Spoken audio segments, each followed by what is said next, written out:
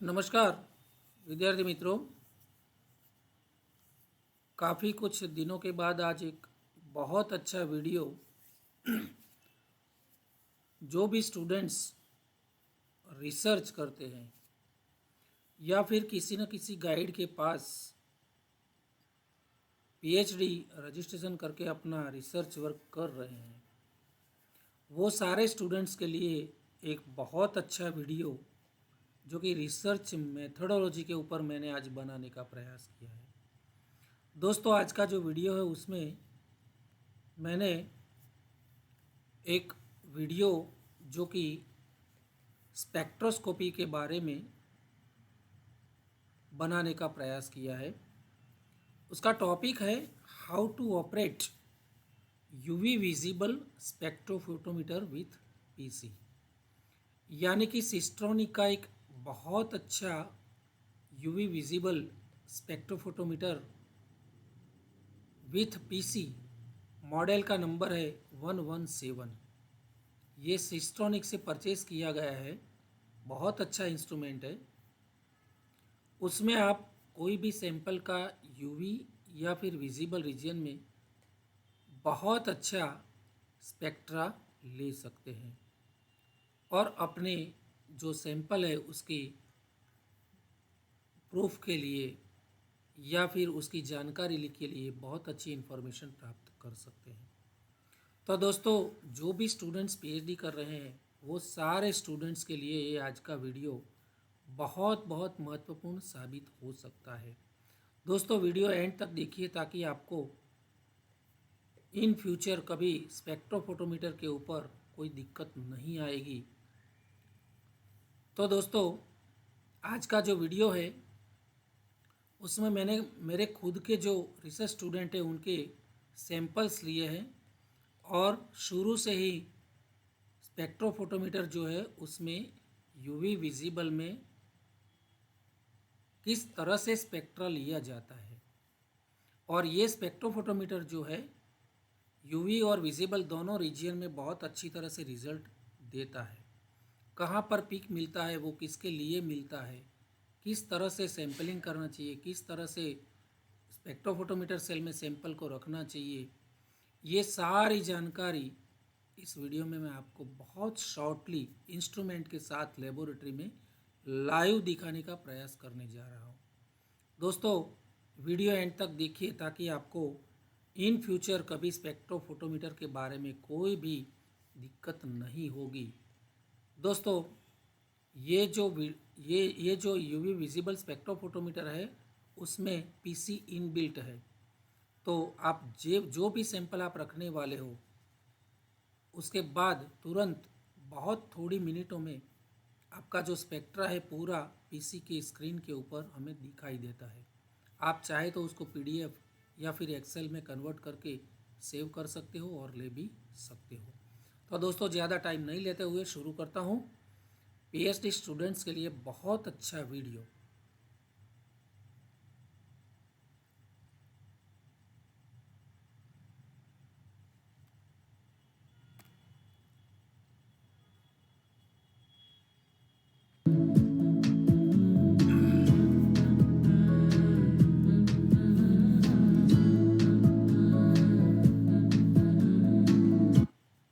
दोस्तों, ये स्पेक्ट्रोफोटोमीटर है, देख सकते हैं यूवी विजिबल स्पेक्ट्रोफोटोमीटर 117 टीएस का मॉडल है।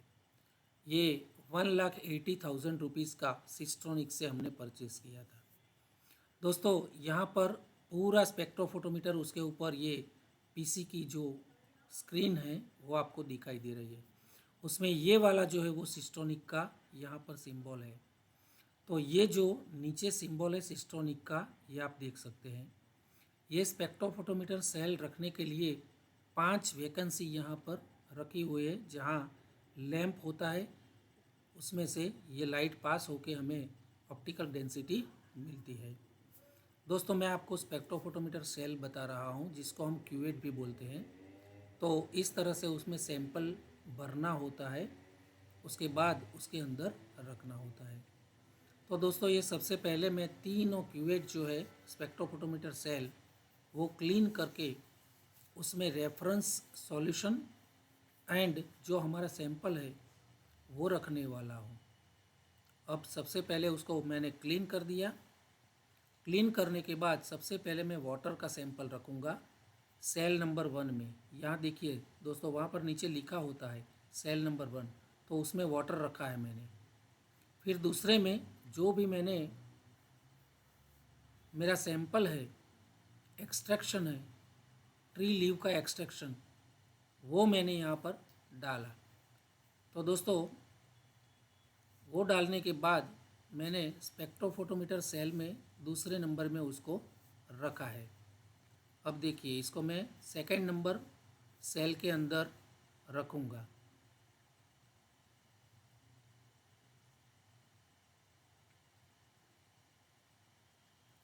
टिश्यू पेपर से बिल्कुल सेल को क्लीन करना पड़ता है ताकि हमारी फिंगर या कोई डर्टी पार्टिकल्स वहाँ पर न रहे। तो ये सेल नंबर 2 में डाल दिया। फिर सेल नंबर 3 में एक्सट्रैक्शन के साथ जो भी हम रिएजेंट यूज़ करते हैं उसके साथ हमने हमारा सैंपल डाल दिया।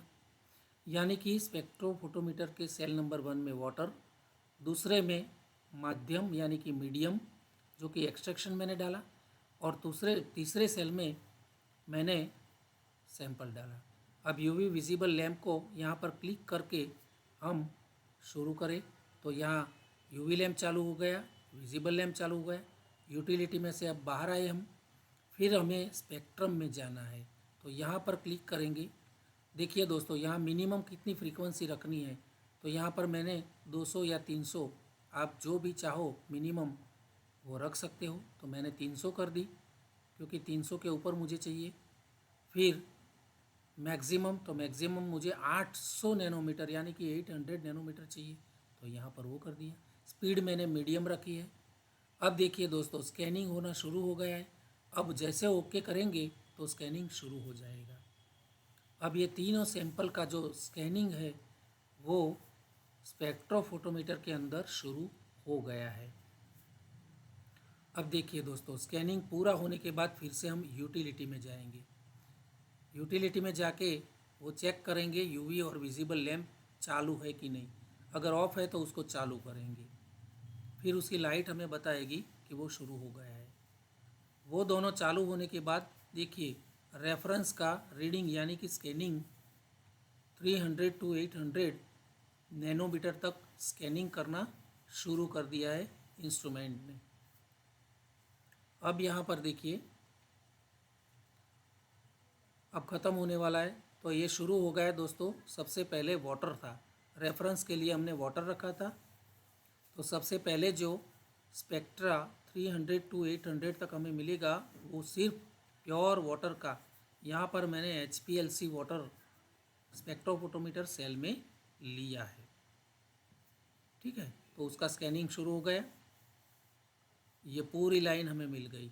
अब सेकंड नंबर के सेल के अंदर हमने रखा था, ये देखिए, लेमन यानी कि नींबू। तो लेमन ट्री जो होता है उसकी लीव में से मैंने एक्सट्रैक्ट बनाया था, वो यहाँ पर रखा। उसका भी स्कैनिंग हो गया। उसका नाम मैंने लिख लिया, नेम जो देना होता है, तीनों का नाम मैंने लिख लिया। अब स्कैनिंग शुरू हो गया। तो सबसे पहले LLE यानी कि लेमन लीव एक्सट्रैक्शन, लेमन के जो पत्ते होते हैं उसमें से मैंने एक्सट्रैक्शन किया था, उसका स्कैनिंग शुरू हो गया। और थर्ड सेल के अंदर जो मैंने नेम दिया था सैंपल का नाम, वो LLE, सबसे पहले वाटर, फिर LLE यानी कि लेमन का एक्सट्रैक्शन, और तीसरे सेल के अंदर LLE का नैनो पार्टिकल्स यानी NPS। तो LLE NPS।